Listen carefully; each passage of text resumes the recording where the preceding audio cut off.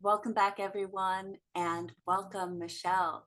We have with us Michelle Cassandra Johnson, a yoga teacher and the founder of Skills in Action, Skill in action.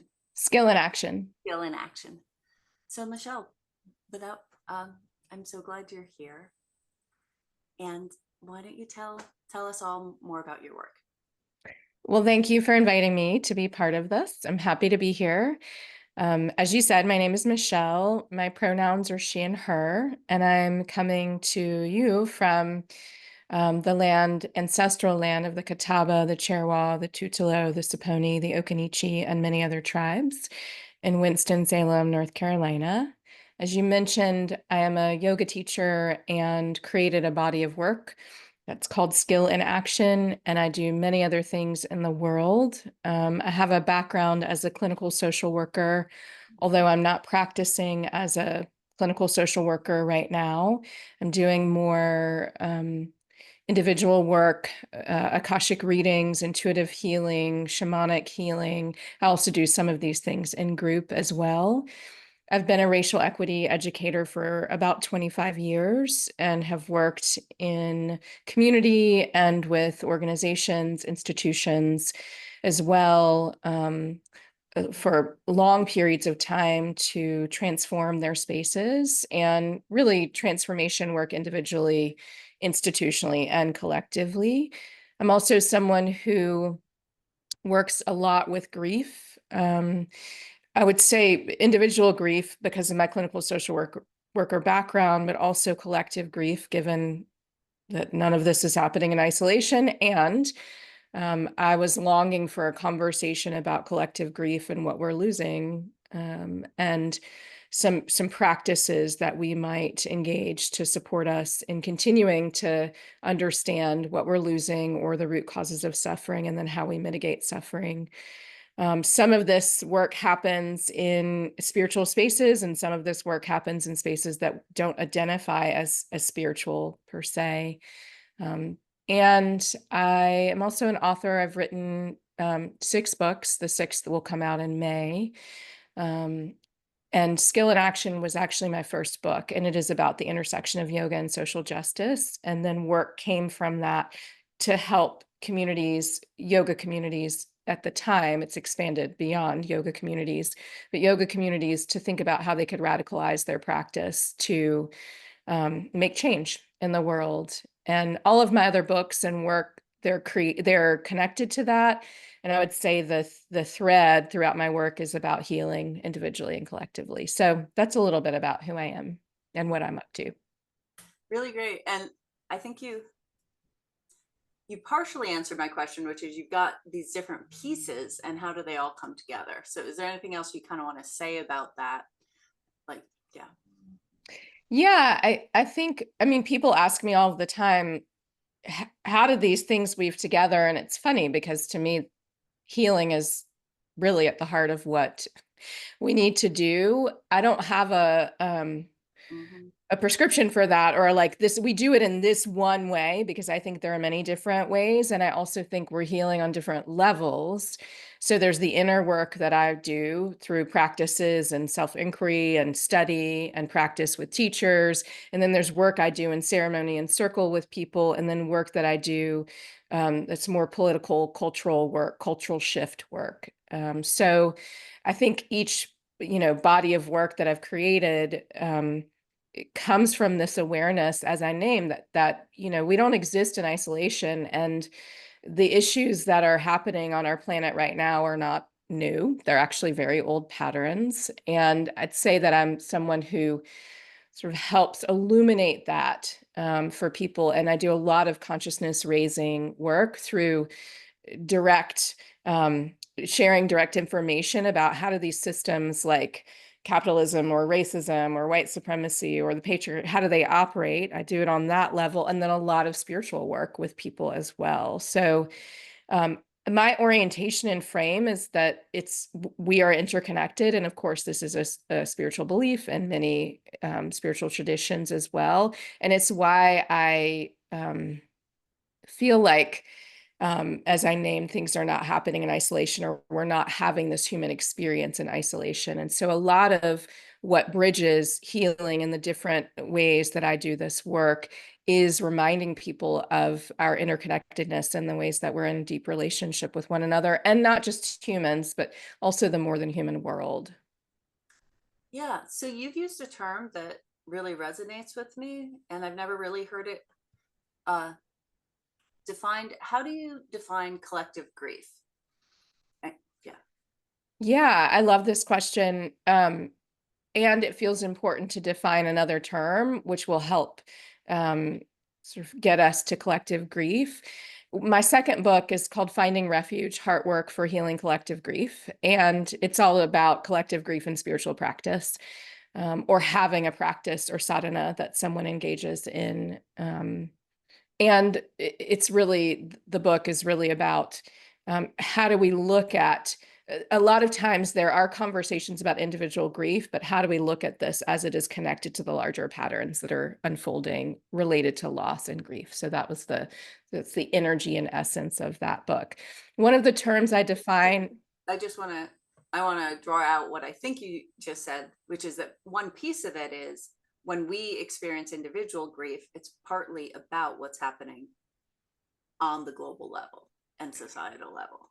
Yes, and many people have been that I'm in community with, and I would say beyond, who I've interacted with, have been conditioned to grieve in private, Oh God, yeah. and not in community with one another. And of course, we can grieve in private, but part of the conditioning around that is we have a limited amount to grieve. We shouldn't share our pain with others. Our pain will not be received and held by others.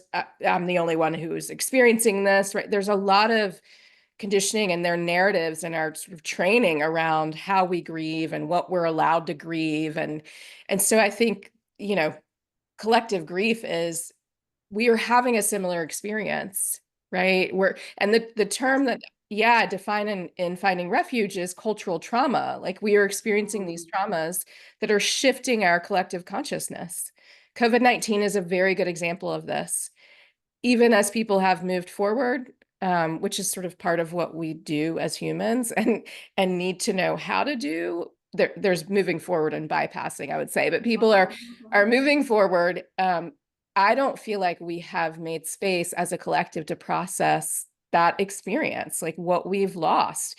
The fact that I experienced something I never thought I would. And that happened to millions of people. Yeah. And so Millions of Westerners who thought we were untouchable because of penicillin. right? And then all of a sudden, almost overnight, we're changing everything, right, about the way we're doing for at least a period of time, Mhm. changing how we navigate, wearing masks, right? Not seeing people smile, figuring out if we're going to go out or getting things, all our whole way of being shifted in so many ways. And there was so much loss during that, and that changed our consciousness. That's the cultural trauma piece, right? And then there's the collective grief, and how do we talk about this, and how do we work with this, and how do we name what just happened, even as we're experiencing it differently based on many things, our identities, if we lost people, where we lived geographically, if we had access to healthcare, so there are ways we had a different experience within this larger experience we were all moving through. And so that's a little about cultural trauma and collective grief. Collective grief. Well, something you said about um, we're told we need to grieve alone. So my mother died recently, Mm. and um, she was very nonchalant about, oh, I don't care. I don't need a gravesite. I don't need a memorial service. Nobody's going to be thinking of me. And my father also was like, I don't care. Whatever you want to do. And my mother was extremely community oriented, and people kept asking me, what are you going to do? So we did a memorial service. It was outdoors, COVID safe, um, decentralized, and 150 people came. Mm-hmm. And when it was over, like the shock of being back to having to grieve on my own was, Yeah. astonishing. And that's actually when I mean, I do collect, group grief calls. Hmm. That's actually how I started Conversations Against Fascism. And I know that there's magic in it, but it was that moment of everyone leaving when I got, we're not designed to do this alone. Hmm. Hmm. And like these atomized societies that we've set up, there are many things it messes up, but boy, grief is really one of them. It's true. It's true. There's a line in Finding Refuge about, everybody brings by the casserole or the whatever for the first few days after, and then they're gone. And then you're left, which is exactly what you just described, right? And um, the rituals we might have in the immediate aftermath of losing someone or, um, having a memorial, right? And then it's as if it's over and as if you're not forever changed by the loss you just experienced. And so it feels like, and what I want to say is that I think in many people's lineages, we actually do have rituals that allow us to mourn for longer than 3 days, that there's a whole process. Certainly in the more than human world, there are animals who have rituals around grief, right? That they practice every year, going back to the site of where an animal was Elephants. killed. Yes. Yeah. And so it's like, I feel like somewhere deep in ourselves and bones, we have this memory. I think, dominant culture has, and how it's embedded in systems, for example, policies around bereavement and how long one can bereave, right? This makes it such that we only have a certain amount of time. And for many other reasons, people may not be able to take time off work. I mean, there are 1,000 reasons why, but it feels like such a big risk because I think we will continue to engage in systems that cause grief and loss if we don't attend to grief and loss collectively. I was about to ask about that. Like, what is the risk of, what is, yeah, what are some of the risks of not processing grief on the collective level or grief about what's happening in the collective? How does that, yeah, what are the things that can go wrong if we neglect that? Yeah, I think two things come to mind. One is there are probably more. One is that um, I think we risk replicating the same systems and patterns and wounds that happen due to systems that I named earlier. I didn't name every system, but these systems of power, a hierarchy of bodies. I think we risk replicating that if we're not actually processing, as many people talk about, metabolizing, processing the trauma and the grief, and in whatever way that might happen, right? If it happens in circle and sharing, if it happens sitting in silence with others, if it happens through art and song and wailing and movement, there are many ways. And if we're not touching it, it's still there. And Mm-hmm. I believe it comes out in some other way, right? We're not meant to be so dissociated that we're not in touch with what it means to be alive. And part of what it means to be alive is in this human experience is we are going to lose everything we have. It's going to happen at some point, right? Yeah.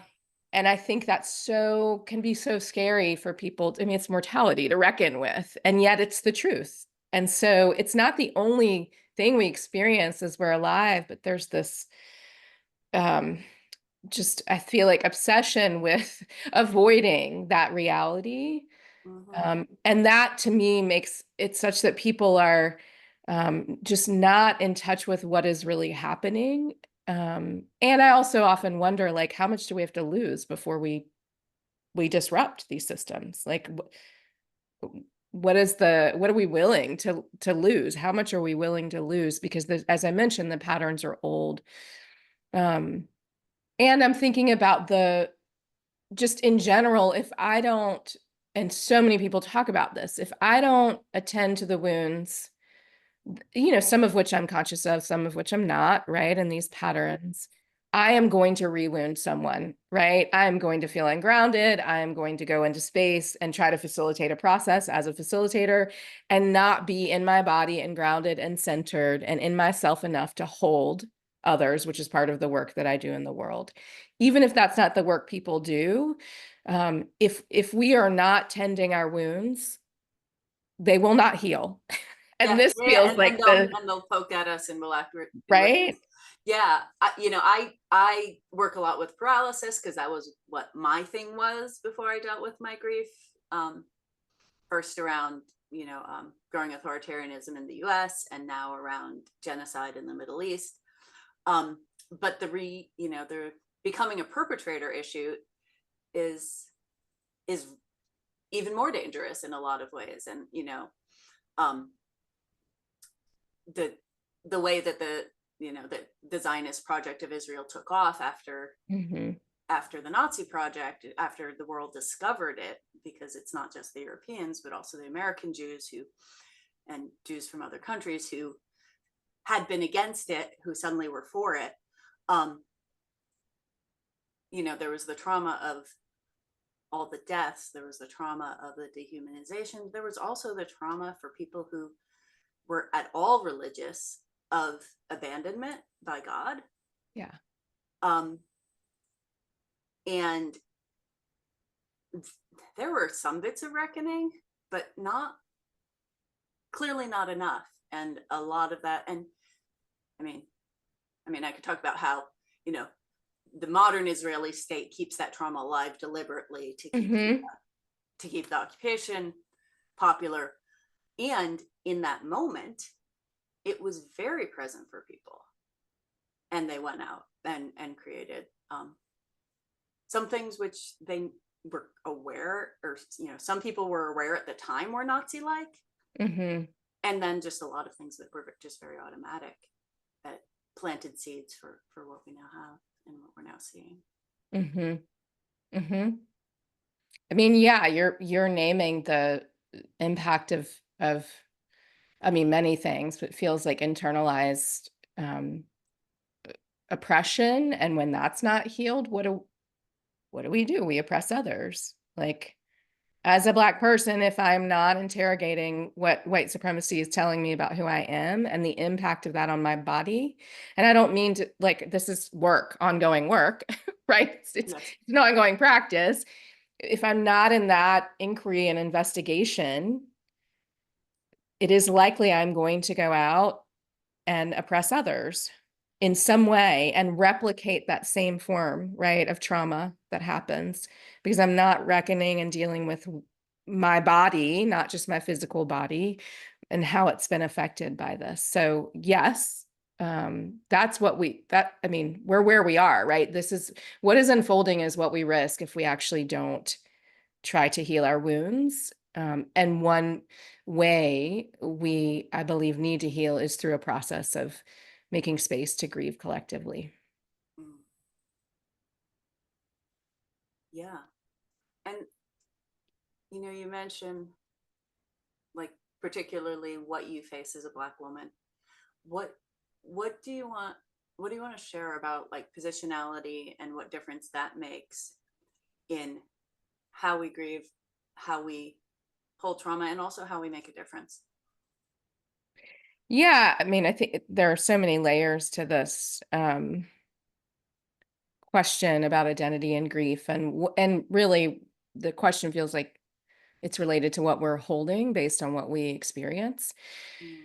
Um, and what I'll share is that I named that identity being Black, and I am a cisgender woman, and many other things, identities. And I also understand my identities are not these boxes, these identities that have been constructed are not the whole of who I am. Sure. So just say that so people know that as I'm answering, like I understand these things shape how I move through the world, and I have another layer of understanding about who I am.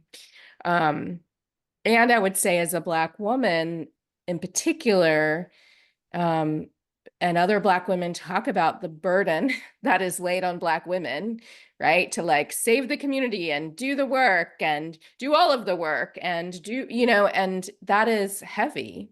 And I'm not sure people who don't share the same identity or who find it difficult to sort of be with that, understand what it's like to have that kind of pressure that is imposed. It's not as if I feel like I, Michelle, can save the world. I actually don't feel that way. I can do my part, right? I can do like my part, which may seem little, and I know it ripples out and matters. So I can do that. This is the what is placed on me as a Black woman because of culture and how it operates. And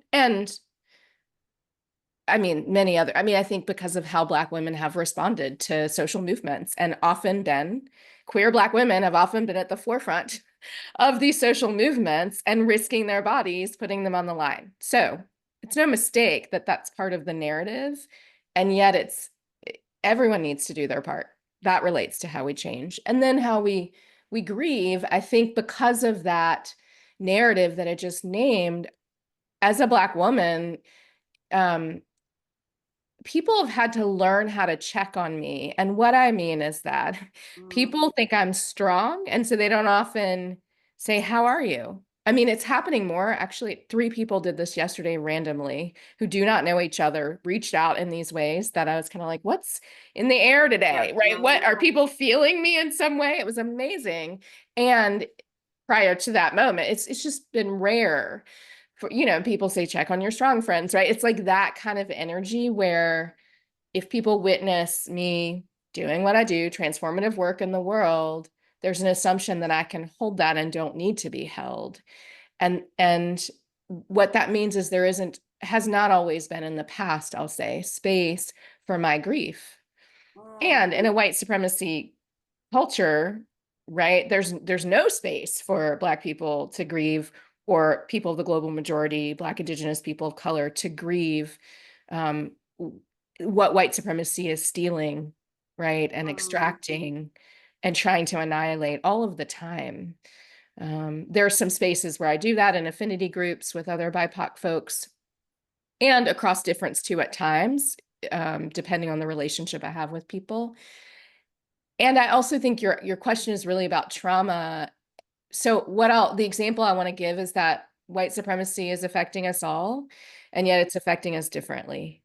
As a BIPOC person, as a Black person, I'm directly affected by white supremacy because white supremacy is trying to annihilate who I am in this world.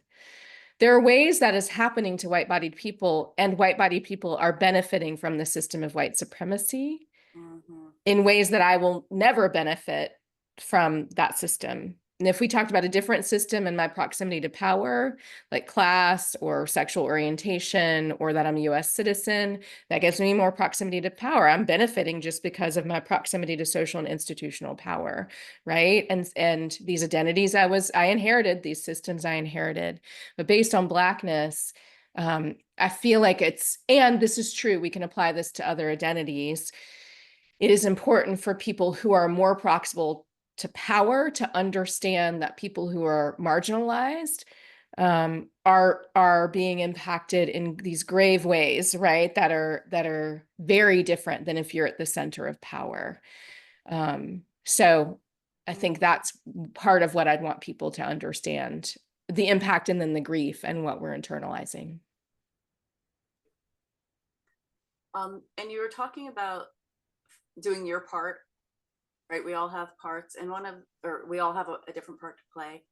One of the themes of this series is helping people get clear on what is their part, like where are they going to make the biggest difference, where are they going to make the best use of their gifts. Mm-hmm. Do you have any thoughts to share on how people find that? Um, yeah. So I was just talking about proximity to not personal power, social and institutional power. Mm-hmm. And understanding that can help people figure out, right, and clarify what their role is. An awareness that everyone is not actually having the same experience can point us Mhm. to our right role and how to be in right relationship. And so if for example, I'm in the center of power based on certain identities I embody, something that could happen is that I look around and say, oh, this is normal. There are other people who look like me here. This makes sense. And then I might not sort of investigate, well, what else is happening? Right? Who is in the margins, for example, and what is their experience, and how am I participating in their marginalization? Those questions are helpful because they raise consciousness and build awareness. And then, who am I in relationship with?